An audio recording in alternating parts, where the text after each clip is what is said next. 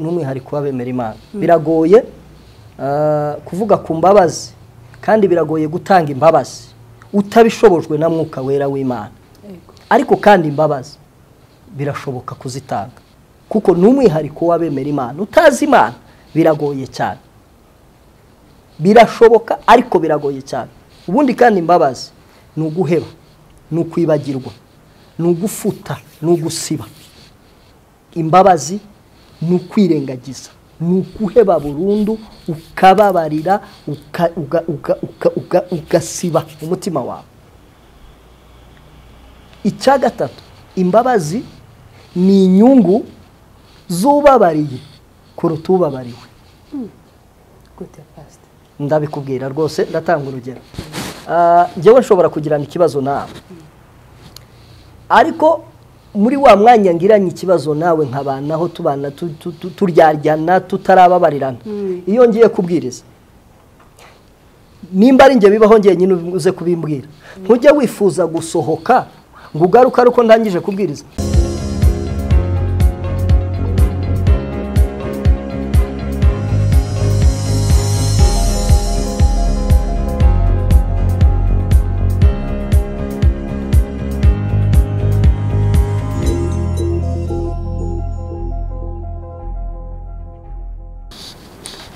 Turabasuhuje mwese bakunzi ba Team TV yose ashimwe twiteza kujye shalom shalom nongeye kunezezwa no kuboneka hano uyu munsi ngira ngo hari hashize iminsi hari benshi banyishyuzaga ngo turagukumbuye cyane cyane my sister Anik ndagusuhuje cyane mu izina rya Yesu, sister Sumta ndagusuhuje cyane mu izina rya Yesu, namwe mwese mutiyumvisha abona mvuze hafi kubera amasaha ariko sinabarondora mwese gusa Imana yo mu ijuru ijye baduhera umugisha kuko tunyurwa cyane n'ukuntu mudukunda. Rero dushimye Imana cyane yashoboje ko uyu munsi tuboneka hano ni kubw'ubuntu bwayo n'urukundo rwayo. Njya mbabwira buri gihe ntabwo njya mbifata gutyo nk'ibisanzwe, I never take it for granted kuko mbibutsa ko hari abageze uyu munsi hacecekerwa, mbibutsa ko nk'aya masaha hari abari muri ICU cyangwa icyumba cy'indembe, mbibutsa ko none hari abarimo bakora accident, mbibutsa ko none hari abahuye n'akaga gatanduka ariko je kuba nabonetse aha ndetse nawe ukaba ubonetse ushobora gukanda kuri computer cyangwa telefone bigakunda n'ubuntu bugeretseho ubundi. Tutavuze byinshi rero iyo Mana iba yatugiriye neza reka tubanze tuyishime. Data mu izina rya Yesu Kristo tuguhaye icyubahiro, turakunezerewe cyane, uri Imana yacu dukunda, uri Imana idukunda kurusha uko tugukunda.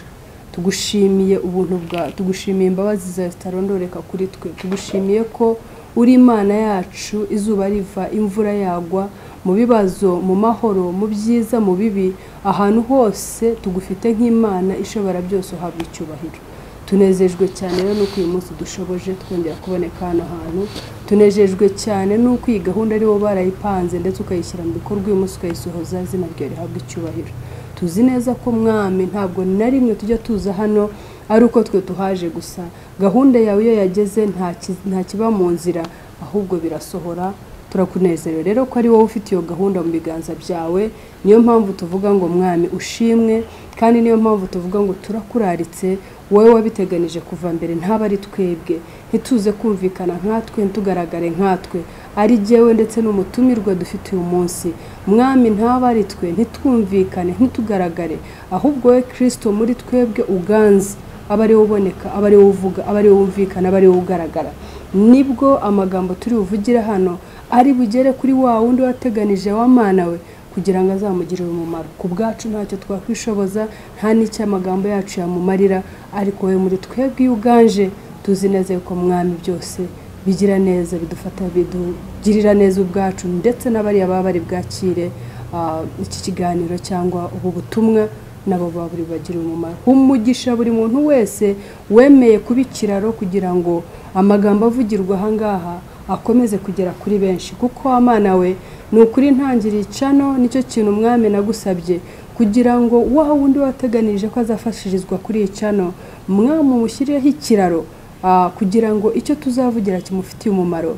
Niba ataranafite iyo cano yacu, niba ataranafite ariko uzamushyireho ikiraro kugira ngo iryo jambo rivugiwe hari mufitiye umumaro rizamugereho. Uwo wese wemeye rero kubikiraro data muha umugisha nkuko buri muntu wese wemera tukamutumira akaza hano nawe mwami tuba tuzi ko niwe wamuteganije kugira ngo ashobore kuzatambutsa rya jambo ryo wateganije ko rizafasha urikeneye nuko nawe mwami tumusabiye umugisha muha umugisha humugisha abakozi Imana dukorana umurimo emi n'abandi bose humugisha abakozi Imana bose bamaze guca kuri iyi cyane ndetse n'abazayicaho dushoboze kugira ngo dukore cya kindi cyo waduhamagariye gukora kugira ngo izina ryawe rikomeze guhabwa icyubahiro kirwa hejuru muri byose byo twatuye n'ibyo tutatuye mu izina rya Yesu Kristo umwami wacu amen amen. tunejejwe rero n'uyu munsi nkuko natangiye mbibabwira Imana ni nziza iradukunda ibyo iteganya kutugirira ndetse n'ibyo yibwira kutugirira ni byiza gusa nta kibi kirimo uyu munsi rero nanone muri bya byiza byinshi yatugeneye umutumirwa muramubona imbere yanyu yaza ko mufite amatsiko yo kumumenya ntabwo ndi bubatindire gusa ndamenyesha ko ari umukozi w'Imana twabanye guhera nka 2010 ahari kugera uyu munsi turi kumwe mubonyeho imirimo y'Imana mubonyeho za mbuto Bibiliya ivuga ariyo mpamvu uyu munsi namuzanye hano kugira ngo agire icyo tuganirize reka rero mubakirire abibwire abasuhuze kugira ngo tubane tuziranye Yesu ashimwe umukozi w'Imana ahimbazwe cyane amen amen amen. tunejejwe cyane no kubana nawe munsi wa none amen.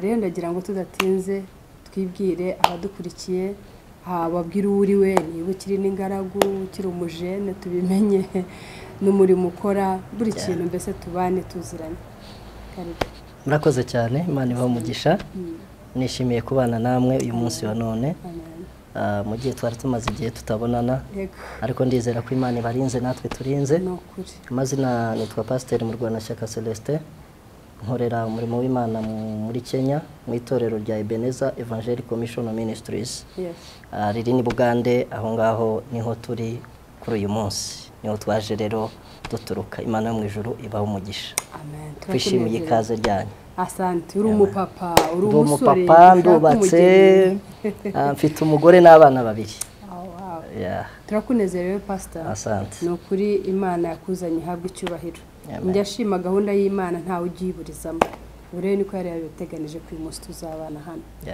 rero turakunezerewe tuzi ko hari byinshi by'Imana yaguhaye kugira ngo tugezeho uyu munsi rero ndagira ngo tuganire ku bihe byo tubonaho ibi bihe ukuntu bimeze agakiza kanone uko kameze imyitwarire y'abakristo banone uko twitwaye uko tuvuga uko twambara uko tugenda ese wowe duhereye aho ngaho pastor nk'umukozi w'Imana cyane cyane muri bagenzi bacu bene wacu nanjye umpereyeho nawe ukiheraho ubona uyu munsi agakiza kanone ugakompaye cyangwa ukajyanishije nako mu minsi yashize ubona imeze bite murakoze cyane ikibazo cyiza cyane kandi gikenewe muri iyi minsi ubundi agakiza sinzi ukuntu abantu bagafata cyangwa bakumva ariko usanga agakiza kabaye nk'ikindi kintu gisanzwe agakiza kava kure cyane kandi agakiza iyo usomye ijambo ry'Imana biravuga ngo ntitwakijijwe ntibyavuye ku mirimo myiza ahubwo byavuye ku buntu bw'Imana en fait ni impano y'Imana burya agakiza ni ikintu umuntu adashobora kugura amafaranga ni ikintu umuntu adashobora gutanga ikiguzi runaka kugira ngo abone agakiza uretse ikiguzi cy'amaraso ya Yesu Kristo gusa umuziranenge ariko imyitwarire y'abantu mu gakiza usanga ari ikibazo nk'uko bivuze imyambarire kandi agakiza burya agakiza karagenderwa agakiza karabumbatirwa agakiza gafatwa neza agakiza barakasigasira ni nk'umuco agakiza burya kagendana n'ibintu byo kumva ko nimba uri mu agakiza kagomba kukwigisha uko wambara agakiza kagomba kukwigisha uko witwara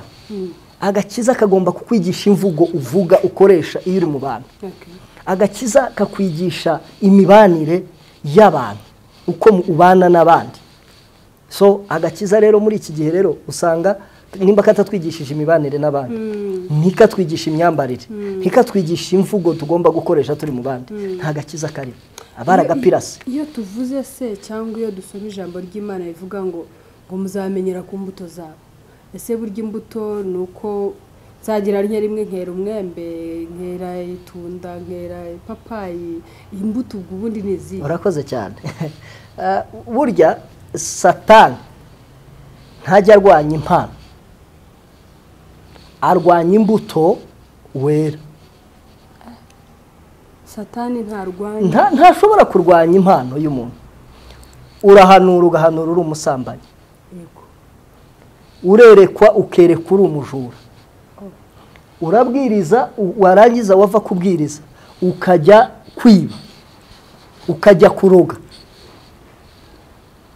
bivuze ngo Satani ntabwo ajya arwanya impano arakureka ukaba mu itorero uri umunyempano usenga ugasengera indwara zigakira ariko akarwanya imbuto ushobora kwera imbuto kuko imbuto z'umwuka ubundi imbuto wera nizo Satani atinya nizo Satani narwanya nizo zigaragaza uwo uriwe bivuze ngo impano nta mbaraga yifiteho nta bushobozi afite ku Imana yaguhaye yes arakureka ugahanura Monisha yararirimbye aravuga ngo kama ni kuimba na shetani anaimba kama ni kucheza shetani anacheza zaidi yetu sote shetani asohora amajwi ngo 12 iyo yaririmbaga yasohoraga amajwi 12 rimwe nta muririmbyi ndabona umuhanga hano bose muri aba bose uzi wasohora amajwi 12 rimwe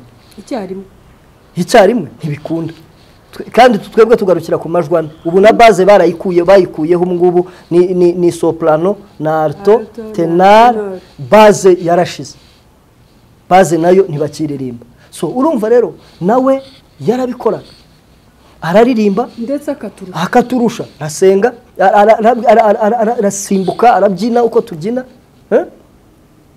ariko imbuto z'umwuka ntashobora kuzera bivuge ngo waririmba uri umusambanyi waririmba uri umujura waririmba uri umurozi wasenga wabwiriza wakora imirimo yose ikorwa mu itorero ariko akakurwanyiriza kugira ngo utera imbuto Bibiliya iravuga ngo mwere imbuto zikwiriye abihanye iyo ushoboye kwera imbuto rero uba utsinze Satani kuko ibindi byose Satani arabyigana yes Imana iguhe umugisha cyane pastor numvaga ko nakanyuzemo numva ko dukwiye kongera kwibukiranya nk'abakristo kwera imbuto niki gukizwe niki nkunda cyane igiswahili ijambo ryaho rivuga urumva mu kinyarwanda tuvuga kuba umukristo ni nkuko nk'ubugeni bakunze kunyita amaganza ni nkuko ganza bashobora kumwitirira se niba ari umwana wawe rirya zina watubwiye rya pastor Murwanashyaka bakamwita umurwanashyaka bivuze ngo azagaragaza cyane ko ari umurwanashyaka aho bazamubonaho imyitwarire yawe imigenzereze yawe ingeso zawe nizo zizatuma mwana bavuga ati uyu nguyu ni uwo murwanashyaka koko nkunda ijambo ry'abaswahili bita kuwa mfuasi wa Kristo bivuze ko niho mbyumva cyane ni ukumukurikira ni ugutera ikirenge mu cyo kugera ikirenge ni ukuharanira gukora cyane ibyo Kristo yatweretse yego imigenzereze imivugire kwihangana kubabarira ibyo byose nkasanga ari cyo kintu cyakabaye kituranga nk'abakristo ariko ukabona nkaho muri iyi minsi kigiye kigabanuka nagira ngo rero tuganireho ku kintu cyitwa imbabazi turebe ukuntu tubigereranya n'urukundo nagira ngo nkubaze pastor nk'umukozi w'Imana ugendeye ku byanditswe by'isoma nkubaze ngo ese ubundi imbabazi ni iki urakoze cyane imbabazi nazivuga mu buryo bwa point 3 imbabazi ubundi ni umwihariko w'abemera Imana imbabazi ni umwihariko w'abemera Imana biragoye kuvuga ku mbabazi kandi biragoye gutanga imbabazi utabishobojwe na mwuka wera w'Imana ariko kandi imbabazi birashoboka kuzitanga kuko ni umwihariko w'abemera Imana utazi Imana biragoye cyane birashoboka ariko biragoye cyane ubundi kandi imbabazi ni uguheba ni ukwibagirwa ni ugufuta ni ugusiba imbabazi ni ukwirengagiza ni ukuheba burundu ukababarira ugasiba umutima wawe. Icya gatatu, imbabazi ni inyungu zubabariye kuruta ubabariwe. Ndabikubwira rwose, ndatanga urugero. Njyewe nshobora kugirana ikibazo nawe, ariko muri wa mwanya ngiranye ikibazo nawe nkabanaho tubana turyaryana tutarababarirana, iyo ngiye kubwiriza nimba ari njye bibaho ngiye nyine uze kubimbwira, ntujya wifuza gusohoka ngo ugaruke ariko ndangije kubwiriza. Uri yarabwiriza iki, uri yaravuga iki, uri yararirimba iki, uri yararirimba iki. Iyaba nagendaga nkagaruka arangije nkumva ibiri inyuma, ariko we inyigisho ze sinzumve kuko arambwiriza icyo uri ukagaruka ntiwumva. Ariko imbabazi, iyo utanze imbabazi uribohoye, kandi yenda ijambo yari buvuge riragufasha automatically, ni wowe wende ryari ryawe, ariko wifuje ko wasohoka ukagaruka ari uko arangije kurivuga. Kubera iki? Kubera ko igisebe afite utamubabariye. So rero imbabazi imbabazi ni inyungu zubabariye kuruta ubabariwe, kurusha ubabariwe. Ya cyo ni ikintu cyiza cyane. Rero ndagira ngo noneho tuzihuze n'urukundo. Ese burya birashoboka yuko udafite imbabazi yababarira? Ikindi cyo nabaza, hari inyigisho ubu dusigaye twakira ikomeye cyane itwibutsa yuko gukizwa kwacu, wigeze no kwivugaho pastor, gukizwa kwacu si amafaranga twatanze, si ikiguzi kindi, ni ubuntu. Hari uburyo rero ubu dusigaye ubuntu tubufata yuko bukemuye ibintu byose, kubera ubuntu bw'Imana nta mpamvu yo kuza. Kandi icyanditswe kivuga ngo niba ufitanye ikibazo na mugenzi wawe, banza usigaho ituro, usubire inyuma wiyunge na mugenzi wawe. Numara kwiyunga nawe ubone kugaruka ture cya gitambo cyawe cyangwa rya turo ryawe data ryemewe rimunezeza. Noneho ndibaza ngo ubuntu ubu ngubu twe turavuga ngo kubw'ubuntu twarababariwe, nta n'impamvu yo gusubira inyuma pastor ngo nze ngusabe imbabazi cyangwa ngusubire inyuma zisi n'ukwimena inda. Nze nkubwire ngo nijya wakwibye kandi utaruzi ko nakwibye. Nze nkubwire ngo buryo bwose ubwo hakekaga yuko ari jyewe wagutwariye iki n'iki n'imena inda koko. Oya, reka ahubwo kubera ubuntu twagiriwe negera Imana nyisabira imbabazi, nzi neza ko iri bumbabarire, nta mpamvu yo kujya kwimena inda. Ese pastor koko tubeho kubw'ubuntu, tumenye ko ari ubuntu bw'Imana, Imana yatubabarira, nta mpamvu. Ese hari icyanditswe n'icyo wadufashisha gisimbura icyo yuko dukwiye kubanza ubwacu cyangwa twiyegerera Imana gusa, twisabira Imana imbabazi fini tubirangiriza? Urakoze cyane, nagushimiye cyane ukindarika kugira ngo tuganire hejuru yo kubabarira. Numvise ari umwuka w'Imana wakuyoboye, kuko iyi teme, izi nyigisho zirakenewe mu buzima bwacu bwa buri munsi. Kubabarira ni ingenzi mu buzima bwacu. Ntushobora, wavuze ngo tubisanishe n'urukundo. Bibiliya iratubwira mu Bakorinto ba mbere ibice 13 uhereye ku murongo wa mbere, haravuga ngo nubwo navuga indimi z'abantu hongeraho n'iz'abamarayika bose, ariko ndafite urukundo ni bure, byose ni ubusa. Nubwo ngo nahanura ntabasha kumenya ibihishwe byose, ngo nubwo nakwitanga ngatanga n'ibyanjye ngo ntwikwe, ariko ndafite urukundo ntacyo biba bimaze. Mfite ni ubusa, ni ubusa. Ntibishoboka ko wagira urukundo ngo wange kubabarira. Urukundo rugendana n'imbabazi, kuko Bibiliya iratubwira, usomye hepfo aratubwira ngo urukundo rugira neza. Urukundo ntirwihimbaza, ntirukora ibiteye isoni, ntirwihutiraho.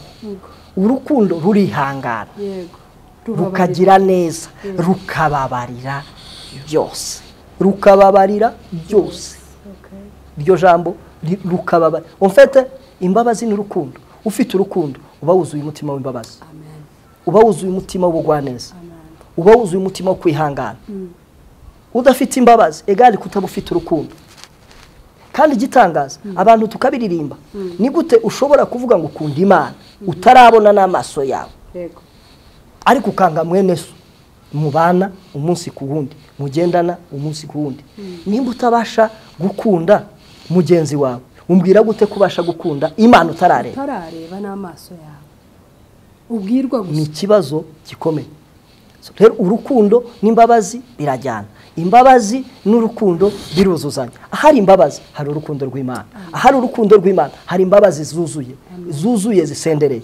Rero abantu bitwaza ubuntu nabwo babufata uko butari. Bibiliya iratubwira ngo dukomeze dukora ibyaha ngo ubuntu bw'Imana busage. Ntibikabeho. Akagaruka kavuga ngo ntibikabeho. Nukuvuga ngo ubuntu ahubwo ubuntu butwigisha kureka gukora ibyaha. Ntibutwigisha gukora ibyaha. Abo ni abantu rero biyorohereza bakumva ko byose ngo byararangiye ku musaraba, ngo Yesu yaritanze, ngo ntazongera kwitanga. Yaritanze se duha favor yo gukomeza gukora ibyaha. Tubiramiremo ngo ubuntu bw'Imana busage. Ntibikabeho. Yes. Sinzirimba nabansubije ariko rwose abantu bareke kwiyorohereza kuko mu Efeso ibice bino umurongo wa 32 haravuga ngo mugirirane neza, mugirirane imbabazi, mubabarira abantu ibyaha byabo, mubabarire. Urugero natanze urugero karembwiriza, buryo umuntu arwana n'iminota ari ibintu byinshi agenda asimbuka ntibyumvikane neza, ariko iyo umuntu abaza undi akamusubiza muri iki kiganiro umuntu abasha kubyumva. Inzoka iyo uyikomerekeje ntuyice, irirukanka ikihutira gusanga inzoka mugenzi wayo yaba mu mwobo cyangwa hehe, ikayiciraho kwa handi yakomeretse, ihita icyagisebe gihita cyumva. Yego, bivuze ngo iki? Bivuze ngo umuntu uwagukomerekeje niwe ufite umuti wo kukomora. Umuntu wagukomerekeje, umuntu mwagiranye ikibazo, umuntu waguhemukiye ni nawe ufite umuti wo kukomora. Ni ukuvuga ngo ya nzoka ni inzoka ngenzi yayo. Ni inzoka ngenzi, ni ukuvuga ngo nimba ngewe nayikomerekeje sinyiki, irasanga mugenzi wayo iyicire kuri cya gisebe, irahita yumva. Bivuze ngo uwagukomerekeje niwe ufite umuti wo kukomora. Ntabwo tugiye imbere y'Imana ikatwomora gusa bikarangira tukabira. Imana mwapfuye iki? Uwo mwapfuye nawe ni ngewe twagize icyo dupfa. Ubusabane bwanje n'Imana burakomeza bubeho. Burashobora kugira ikibazo, imbogamizi yo kutagerwaho neza kubera ko wibutse neza ko hari icyo soma muri Matayo nkuko wavuze. Muri Matayo ibice 5. Niba ntibese ibice 5 umurongo wa 23 na 3 wa 24 na 25 niho havuga ngo nujya gutanga ituro ryawe ku gicaniro ngo ukibuka yuko hari icyo ufite upfa na mwene so, banza usige rya turo ryawe, wihutire kwirukanka ubwire mugenzi w'ikiranure na mugenzi wawe. Urabyumva neza? Ni ukuvuga ngo nimba naragukomerekeje ugomba gutera intambwe, kandi urebe ukuntu bigoye umukristo. Navuze ngo n'umwihariko wabemera Imana guta imbabazi, umukristo ategerezwa gusaba imbabazi bazi mwatse cyangwa batazi mwatse, bazi gusabye cyangwa batazi gusabye, utegetswe kuzitanga. Ariko birakomeye pastor. Biragoye ariko birashoboka. Reka nkubaze pastor, ugira ngo nibikomeye? Turi inshuti, sibyo? Turi inshuti cyangwa turabavandimwe cyangwa turabakozi b'Imana dukorana umurimo. Umunsi ubaye umwe, icyo twari dufatanije iyi telefone, twari dufatanije iyi nzu, twari dufatanije ubu butaka. Turi abakozi b'Imana twese, turi abavandimwe se b'amaraso. Ndangije ngize ntya mu gitondo ndakubwiye ntiburya nta gahunda ufite kuri ubu butaka, nta gahunda ufite kuri iyi nzu, nta gahunda ufite kuri iyi telefone, cya kindi cyaye kiduhuje. Ese pastor, tumenye neza ko turi kuri iyi si, sibyo? Ibyo biduhuje ni nabyo bitumye tubayeho ubuzima bwacu bukagenda neza buri munsi ku wundi, sibyo? None birabaye ko yanzu nari nizeye urayimpuguje, urayinyambuye, bwa butaka se nari nizeye urabunyambuye, cyangwa se wa mutungo runaka cyangwa cya cyubahiro nari mfite urakinyambuye, cyangwa intebe nari nicayeho mu kazi urayubitse. Ako pastor ngaho mbwiye byoroshye bite kugira ngo koko nzakubabarire uzinsaba utazinsaba? Birashoboka 100%. Bibiliya yatubwiye muri Matayo ibice 6 umurongo wa 12 avuga ngo utubabarire uduharire imyenda yacu kuko natwe twayihariye abagize gute abayituriye. Aho ngaho wumvise barateye intambwe bakaza kudusaba twarabahariye automatically twarababariye automatically ko byitugwari kuburi ikigwari ufite itegeko rikurengera muri iki gihugu warinze ukavuga ngo ndaguhariye gusa ubwo si ubugwari utarimo agakiza k'Imana udakijijwe twavuze ngo biragoye cyane no kubyumva ariko niyo mpamvu twavuze n'umwihariko wabemera Imana n'umwihariko wabemera Imana biragoye cyane. Reba igihugu cyacu umwijima wabaye muri 1994 ariko ubu nyine leta yacu ubuyobozi bwiza bwa ubuyobozi buturangaje imbere buyoboye abanyarwanda bose buradutegeka ubumwe n'ubwiyunge buradushishikariza kwiyunga n'abaduhemukiye buratwigisha kubana n'abantu n'umumaro wabyo bukatwigisha ubumwe n'ubwiyunge. Kubera iki babitwigisha nuko bishoboka ubu se barabitwigisha uyu munsi ngo abasenyewe bagarurirwa ibyo basenyewe ntabyo byaboneka. Barabitwigisha se bayobewe ko hari imitima yakomeretse yabuza babo bishwe n'abanyarwanda bagenzi babo batari bugaruke ariko nuko bazi ko bishoboka birashoboka ariko birabonye ko bifasha cyane ngewe kandi ni inyungu zubabariye kuruta ubabariwe. Yazi gusaba atazi gusaba nimba wemera Imana nimba uzi ko Imana yatubabariye ntacyo dutanze binyuze muri Kristo Yesu witanze ku musaraba kadupfira agapfira ibyaha byanjye agapfira ibyaha byawe nawe uzitange for free nta kiguzi. Kumana ntihaba ngo ndakubabariye ngo ariko ngugire gutya ngugire gutya ngo ndakubabariye ngo ariko ngutange ikiro ngo bagukikiro nta kiro kiba kumana. Mu mategeko barahana polisi irirukana irafunga igisirikare nuko ku ishuri barirukana ariko imbabazi z'Imana iyo bigeze ku kubabarirana kwabemera Imana kwabazi Imana ni for free. Amen. Mbega biryoshye mwe muruva twasoza ariko amasaha nuko ajya bigenza. Uyu mukozi w'Imana adusobanuriye ni ukuri jewe ndanyuzwe kandi ndafashijwe. Ni ukuri kose nsanze yuko udafite urukundo muri we biragoye cyane kubabarira. Waba ukijijwe waba utarakizwa ufite ubumuntu muri wowe ufite urukundo muri wowe bizakorohera cyane kugirira imbabazi waguhemukiye. Turi kuri iyi si ntabwo tuzabura abaduhemukira. Mwene data arampemukira, mubyara wanjye akampemukira, umuturanyi wanjye akampemukira, uwo dukorana mu kazi akampemukira, uwo twaturanye akampemukira. Turi kuri iyi si turacyafite umwanya turacyawufashe mu ntambara. Ntabwo tuzabura guhura n'abaduhemukira ariko tubonye igisubizo. Ufite ubumuntu naho waba utarakizwa ufite ubumuntu muri wowe ufite uburere ufite urukundo nukuri bizakorohera kubabarira. Kandi twabonye ko inyungu nini cyane iri kuri nje wababariye nta nubwo iri kuri wa wundi wambabariye. Hari nubwo wumubabarira akagira ngo ni uburyarya kuko ikintu cyagukoreye kirakakaye kiraremereye yakubwira ati mbabarira cyangwa ubwawe wahura nawe ukamubwira gusa uti nge ndumva narakubabariye. Ikizabiranga niki nuko uzamuhobera nuko azagira ibyago ukamutabara nuko azagira ibyiza ukifatanya nawe. Nukuri Imana dushoboze. Nanjye uvuga hano mfite abantu bankomerekeje mfite ibyambabaje nanjye mfite ibikomere ariko hari ukuntu Imana nanjye igenda inyorohereza nkahura n'uwampemukiye nkumva mfite ubwo bwuzu namuhobera kumva ndamuhobeye. Uzarebe utarababarira nshuti yanjye uhura n'umuntu wahoberaga kera ukamugwa mutya ukumva biranze wagira amahirwe washobojwe wanamwegera ukumva ntibiza nta gihobero cye wumva nawe cyane nta bwuzu umufitiye. Ariko naje gusobanukirwa yuko nukuri nubona ugize imbaraga zibabarira uwaguhemukiye ukabona ugize imbaraga zimugirira neza yarakugiriye nabi ukabona ugize imbaraga zihagarara aho atabonaga kushobora guhagarara ibyamukubise akabona ubaye umwe mu bamuramira. Nubona ubishoboye wowe ubwa ntuzagire ngo ni kubwawe ntuzagire ni kubw'imbaraga yawe ahubwo ni kubw'imbaraga za Mwuka Wera ari muri wowe ni kubw'imbaraga y'urukundo rw'Imana iganje muri wowe.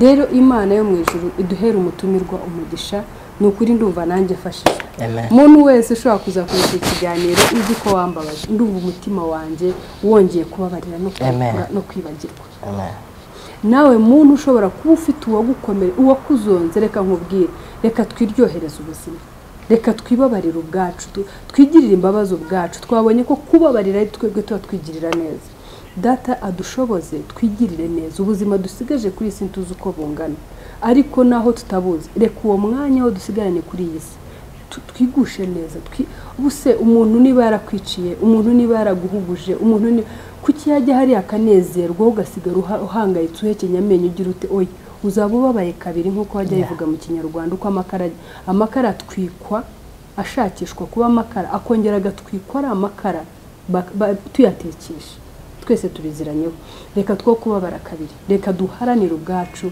kugira ngo twinezeze ubuzima dusigaranye muri iyi si njya mbibwira umutware wanjye umugabo wanjye ahubwira nti ndumva nkeneye kubaho a happy life ndumva nkeneye kubaho nezerewe uwambabaje nkamwirengagiza ibyambabaje nkabyirengagiza kandi data ajya binshoboza ahubwo wowe wajyaga wibeshya ko ari uburyarya sobanukirwa yuko atari uburyarya kuba ashoboye kukubabarira si we n'imbaraga ya mwuka wera umurimo ni urukundo ruri muri we Pastor Imana yo mu ijuru ibaho asante sana nejejwe cyane n'ikiganiro muduhaye Imana yo mu ijuru baduhera umugisha kandi mbasaba ngo n'ubutaha nukuri nimuzabure nitubatumira sinzi namo bitwizeza abatumirwa nzi neza ko ari butwereke feedback y'uko bakiriye ibyo mwabagejeje murakoze cyane natwe turabashimiye cyane kandi tubijeje ko igihe cyose izi teme ziraremereye cyane ntabwo dushobora kuzivuga umunsi umwe ubutaha ndabibijeje ko ni ingaruka tuzakomereze ku rukundo ubwarwo tuganire urukundo si urukundo ni iki urukundo muri iki gihe rurahari cyangwa ntarwo urukundo bimeze gute kuko ahantu hose ngiriwe amahirwe yo kuvuga bwa mbere mvuga hejuru y'urukundo nkavuga hejuru y'ubwenge nkavuga hejuru y'imbabazi nkavuga hejuru yo kurinda ururimi rwacu izo nizo ntangiriraho nafata icyumweru navuga ayo matema atatu nkajya ku bindi Bibiliya mu migani nsoza nagushimira cyane kandi nkwizeza ko nzagaruka ikindi gihe uzadutumira rwose kuko nicyo twahamagariwe no kwamamaza ubutumwa bwiza bw'Imana mu migani ibice 19 umurongo wa 11 hatubwiye umurongo wa 11 hatubwiye ngo amakenga umuntu agira niyo atuma amubuza kwihutira kurakara ariko ngo bimuha icyubahiro kwirengagiza inabi yagiriwe bimuha icyubahiro nimba ushaka icyubahiro nimba ushaka gutera imbere nimba ushaka kubabarira nimba ushaka kugira gute icyubahiro cyawe nimba ushaka icyubahiro gihishe mu kwirengagiza inabi waba waragiriwe waba warahemukiwe ndabizi kuri no sura hemukirwa cyane ugirirwa ibintu byinshi wakorewe ibintu byinshi bitandukanye ariko kandi nimba ushaka gutera imbere no kubirenga ukirengagiza inabi waba waragiriwe Imana ibafashe kandi Imana ibagirire neza turacyari kumwe rero n'ikindi gihe muzadukenera tuzabitaba Imana ibaho umugisha cyane twirengagize nibwo tuzashobora kubona icyubahiro cyacu nibwo tuzatera imbere tuzabigaragaza ko wirengagije nta kindi naho uzagira imbaraga zihagararana na wa muntu waguhemukiye mu bibi no mu byiza rero Imana yo mu ijuru ibaho umugisha mwebwe inshuti zacu ukora subscribe ukora like ukora comment byaba byiza cyane njya nakira comments ku ruhande ariko tugire n'imbaraga zijya zishyira hariya comment tuzishyira hariya uburyo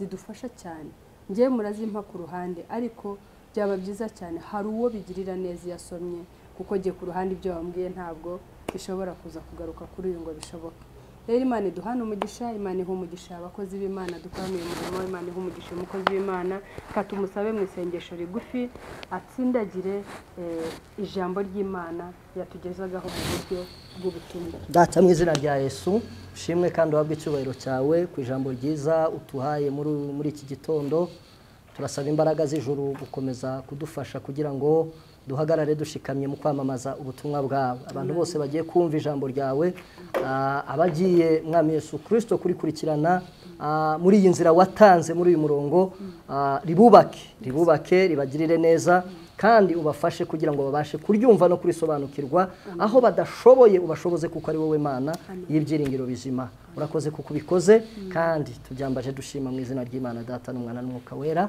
Amen. Shalom.